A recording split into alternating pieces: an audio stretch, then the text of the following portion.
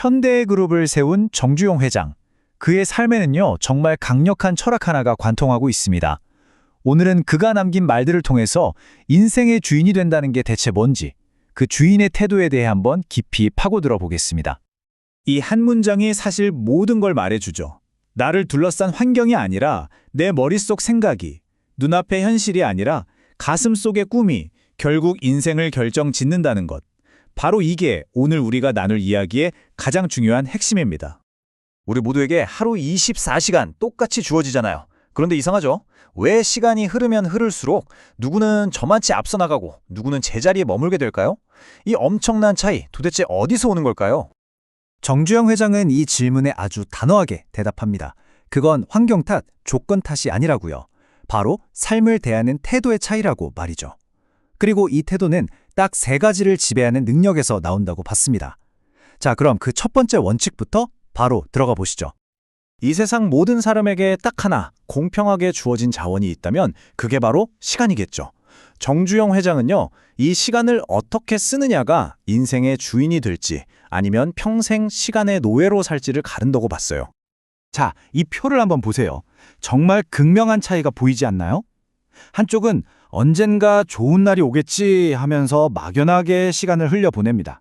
하지만 다른 한쪽은 오늘 일하는 이 시간을 꽉 붙잡아서 어떻게든 기회를 만들어내죠. 이 사소해 보이는 태도의 차이가 인생이라는 경주에서 완전히 다른 트랙을 만들게 되는 겁니다. 우리 자주 이런 말 하잖아요. 아, 조금만 더 준비되면 시작해야지. 상황이 좀 나아지면 그때 하자.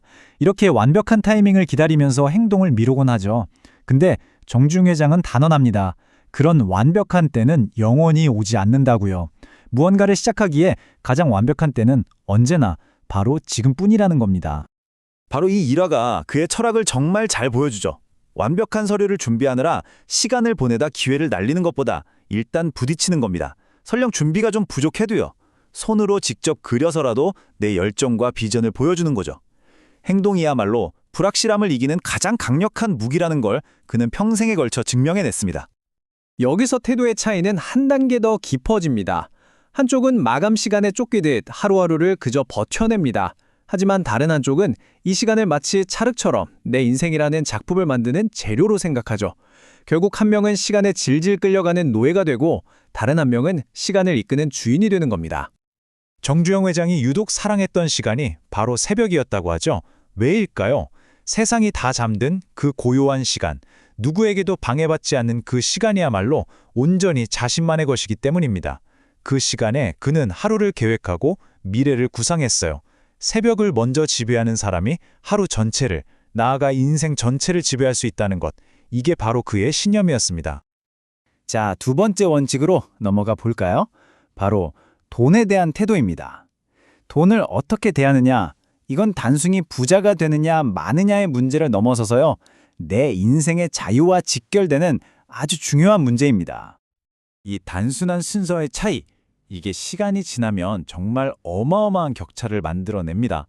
수입 빼기 지출은 저축이 아니라 수입 빼기 저축이 지출이 되려야 한다는 거죠. 정말 작은 습관의 차이 같지만 이게 바로 부의 흐름을 완전히 내 쪽으로 가져오는 첫 단추입니다. 그의 돈에 대한 철학은 이 4가지로 딱 요약할 수 있어요. 첫째, 버는 것보다 쓰는 걸 먼저 통제해라. 둘째, 푼돈이라고 무시하지 마라. 셋째, 빚은 내 자유를 뺏어가는 무덤이니 절대 지지 마라. 그리고 마지막, 돈을 그냥 종이로 두지 말고 나를 위해 일하는 직원으로 만들어라. 이겁니다. 정주영 회장에게 빚은 그냥 갚아야 할 돈 그 이상이었습니다. 이건 내 의지와 선택권을 꽁꽁 묶어버리는 족쇄 같은 거였어요. 미래의 내 자유를 담보로 오늘을 사는 행위라고 본 거죠. 그래서 그는 돈을 빌리는 대신 신용을 쌓는 길을 택했습니다. 이거 정말 멋진 비유 아닌가요? 내 지갑이나 통장에서 그냥 잠자고 있는 돈은 사실상 잠재력만 있는 쇳덩이에 불과하다는 거예요. 그 돈이 시장으로 나가서 투자가 되고 순환하고 계속해서 움직일 때 그때 비로소 가치를 만들어내는 살아있는 자산이 된다는 의미입니다. 자, 드디어 마지막 원칙입니다. 어쩌면 이게 가장 근본적인 원칙일지도 모르겠네요. 사실 시간과 돈을 잘 다루는 능력도 결국엔 자기 자신을 얼마나 잘 다스리느냐, 그 내면의 힘에서 나오기 때문입니다. 정주영 회장은 평생 신뢰라는 두 글자를 최고의 자산으로 생각했습니다. 왜냐하면 돈은 잃어도 다시 벌면 되지만 신뢰는 한 번 금이 가면 회복하는 게 거의 불가능하거든요. 그는 돈으로 신뢰를 사려고 한 게 아니라 자신의 행동과 결과물로 신뢰를 차곡차곡 쌓아 올렸습니다. 이 일화야말로 그의 철학을 가장 상징적으로 보여주는 장면이죠. 진짜 신용이라는 건 종이 서류나 통장 잔고에서 나오는 게 아니라는 겁니다. 땀 흘려 일해온 그 과정, 그 흔적이 새겨진 이 손이야말로 내가 어떤 사람인지를 증명하는 가장 확실한 보증수표라는 거죠. 자, 여기서 마음가짐의 근본적인 차이가 확 드러나죠. 한쪽은 현실이 이런데 뭘 어쩌겠어 하면서 스스로 한계를 그어버립니다. 하지만 다른 한쪽은 현실이 이렇다고? 그럼 바꿔야지 하면서 꿈을 믿고 현실에 도전하죠. 실패를 끝이라고 생각하느냐 아니면 배움의 기회로 생각하느냐 이 관점의 차이가 모든 걸 결정짓습니다.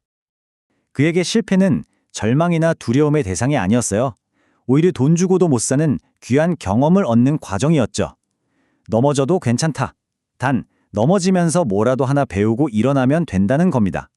배우지 못하고 똑같은 실수를 반복하는 것, 그게 진짜 낭비라고 본 거죠. 결국 우리가 시간과 돈을 지배하려는 이유가 뭘까요? 그 궁극적인 목표는 바로 이 경험이라는 자산을 쌓기 위해서입니다. 돈이나 물건은 누가 훔쳐갈 수도 있고 사라질 수도 있잖아요. 하지만 내가 직접 몸으로 부딪혀서 얻은 경험은 그 누구도 빼앗아갈 수 없습니다. 그리고 그 경험은 시간이 지나면서 지혜라는 더 값진 자산으로 남게 되죠.